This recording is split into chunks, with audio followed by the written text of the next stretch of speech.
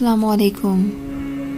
مجھے افسوس کے ساتھ یہ کہنا پڑ رہا ہے کہ فرانس ایک بار پھر اسلام دشمنی میں حدیں پار کر گیا ہے۔ فرانس میں گستاخانہ خاکوں کو پہلے اخبارات میں شائع کیا جاتا رہا اور اب ان خاکوں کو سرکاری عمارتوں پر دکھایا گیا، اور اس گھناؤنے کھیل میں فرانسیسی صدر میکرون بھی شامل تھا، جس کے بارے میں ترک صدر اردوان نے بہت درست کہا ہے کہ میکرون کو اپنے دماغ کا علاج کروانا چاہیے۔ میرا تو ماننا ہے کہ اسلام کے خلاف بغض اور دشمنی میں وہ پاگل ہو چکا ہے۔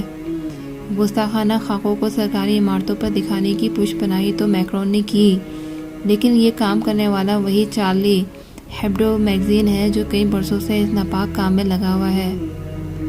باوجود اس کے کہ چارلی ہیبڈو پر چند مسلمان نوجوانوں کی طرف سے کوئی 4-5 سال پہلے ایک بڑا حملہ بھی ہوا اور اس میگزین کے عملے سمیت 12 افراد ہلاک ہوئے۔ اس وقت کے مسیحی مذہبی رہنما اور پوپ تک نے چارلی ہیبڈو پر حملے کے واقعے پر تبصرہ کرتے ہوئے کچھ ایسا کہا تھا کہ اگر آپ کسی کی ماں کو برا بھلا یا گالی دیں گے تو جواب میں آپ کے چہرے پر مکہ تو رسید ہوگا، لیکن اس کے باوجود چارلی ہیبڈو اور فرانس باز نہ آئے اور یہ قابل مذمت اقدام، جس سے مسلمانوں کی شدید دل آزاری ہوتی ہے، جاری رہا۔ چند ہفتے قبل فرانس میں رہنے والے ایک پاکستانی نوجوان نے گستاخانہ خاکہ شائع کرنے پر چاقو سے حملہ کر کے چارلی ہیبڈو کے چند ایک کارکنوں کو زخمی کر دیا۔ اس کے بعد حال ہی میں فرانس میں رہنے والے ایک چیچن مسلمان لڑکے جس کی عمر کوئی 15-16 سال کی تھی، اپنے اسکول کے اس استاد کو قتل کر دیا جس نے کلاس روم میں اپنے طالب علموں کو گستاخانہ خاکے دکھائے تھے۔ اس کے باوجود فرانس یہ بنیادی نقطہ سمجھنے سے قاصر رہا کہ مسلمان گستاخی کے عمل کو کسی طور پر برداشت نہیں کر سکتے، اور اس کی وجہ سے کوئی بھی مسلمان قانون اپنے ہاتھ میں لے سکتا ہے، اور اب گستاخی کے عمل میں مزید آگے بڑھتے ہوئے فرانس کی سرکاری بلڈنگ میں گستاخانہ خاکے دکھائے گئے، جس پر پوری دنیا کے مسلمانوں کے دل دکھے ہیں۔ انہیں اس عمل پر شدید صدمہ پہنچا ہے۔ یہ واقعہ کوئی 3 دن پہلے کا ہے اور گزشتہ 2 روز سے سوشل میڈیا پر اس کی بھرپور مذمت کی جا رہی ہے۔ ایک طرف اگر ترکی کے صدر اردوان نے اس گستاخانہ عمل کی بھرپور مذمت کی تو دوسری طرف کویت ان مسلمان ممالک میں سر فہرست ہے جہاں احتجاج کے طور پر فرانس کی مصنوعات اور کھانے پینے کی اشیاء کا بائیکاٹ کر دیا گیا ہے اور اسٹوروں سے فرانس کی پروڈکٹس کو اٹھا دیا گیا ہے۔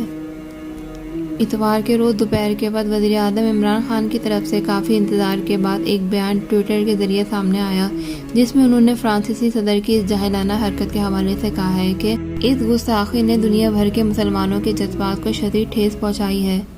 ہمیں توقع تھی کہ عمران خان، جو مغرب کے اس رویے کے خلاف پہلے بھی بولتے رہے ہیں جو کہ خوش آئندہ بات ہے، اس بار فرانسیسی اشیاء اور مصنوعات کے بائیکاٹ کا اعلان کریں گے اور فرانس کے پاکستان میں متعین سفیر کو احتجاجاً پاکستان چھوڑنے کا حکم دیں گے، لیکن ابھی تک کچھ ایسا نہیں ہوا۔ ہو سکتا ہے کہ آئندہ چند دنوں میں کوئی ایسا رد عمل حکومت کی طرف سے سامنے آئے جس کا پاکستان کے عوام کو شدت سے انتظار رہے گا۔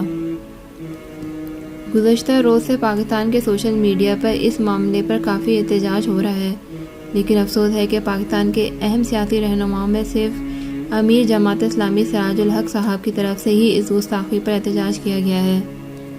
ہو سکتا ہے کہ کچھ دیر میں یا ایک آدھا دن میں ہمارے رہنما اس معاملے پر اپنا احتجاج ریکارڈ کروا دیں، لیکن مجھے اس بات کا افسوس ضرور ہے کہ کراچی میں مزار قائد پر کیپٹن صفدر کی طرف سے نعرے لگانے پر تو سب سیاسی رہنما بیانات پر بیانات دیتے رہے، لیکن فرانس کی گستاخی اور اسلام دشمنی پر وہ ابھی تک نہیں بولے۔ ہو سکتا ہے کہ انہیں فرانس کی تازہ اسلام دشمنی کا علم ہی نہ ہو۔ کوئی ہے جو ہمارے سیاسی رہنماؤں کو خبر دے کہ فرانس نے کیا ظلم کیا ہے؟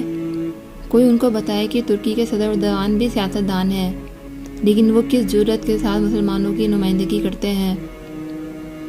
جو حال ہمارے سیاستدانوں کا ہے، کچھ یہی حال اسلامی دنیا کے اکثر سربراہان کا بھی ہے، اور یہ آج کے مسلمانوں کا سب سے بڑا المیہ ہے۔ آپ تمام لوگوں کی رائے اس بارے میں کیا ہے؟ مجھے کمنٹ باکس میں ضرور آگاہ کریں۔ اب میں اجازت چاہتی ہوں۔ اللہ حافظ۔